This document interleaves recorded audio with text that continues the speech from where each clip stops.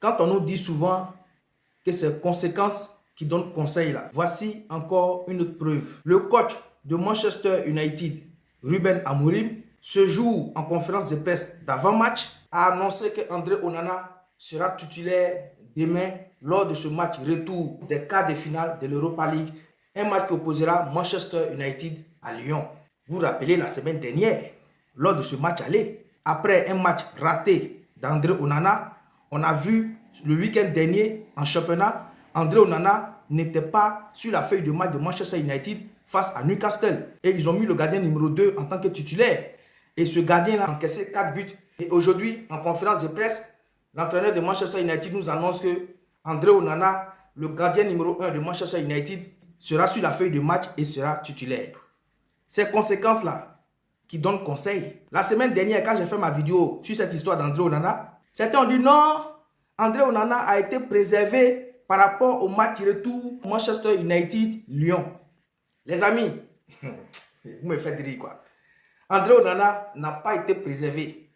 C'était une colère de l'entraîneur de Manchester United. Le match Newcastle-Manchester United en Premier League le week-end dernier, ce deuxième gardien de Manchester United qui était titulaire ce jour-là, s'il avait fait un bon match, j'ai dit, s'il avait fait un bon match et Manchester l'avait emporté, ou bien même Manchester avait fait un match nul, ce gardien-là, l'entraîneur de Manchester United allait le titulariser encore demain. Mais comme ils ont vu que on a enlevé André Onana, croyant que celui-là, il allait nous arranger, mais vaut mieux ramener André Onana, parce que lui qu'on vient de mettre là, il est pire même qu'André Onana.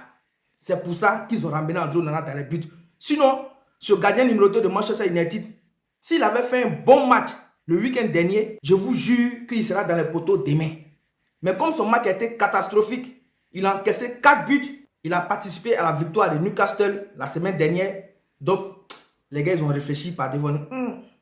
C'est vrai, Onana aussi, il encaisse des buts. Mais Joe, il est plus mieux que celui qu'on veut essayer là. Selon moi, mon analyse, voici pourquoi il ramène André Onana dans les buts. Sinon, ce n'était pas une question de André Onana, on l'a mis au repos. Non, c'était une sanction qui devait ramener André Onana en tant que gardien numéro 2 de Manchester United. Et celui qui était dans les buts le week-end dernier face à Newcastle, qui a encaissé 4 buts, s'il avait fait un bon match, c'est lui qui sera dans les buts. Mais comme ça tourne au vinaigre, qu'est-ce qu'il faut faire?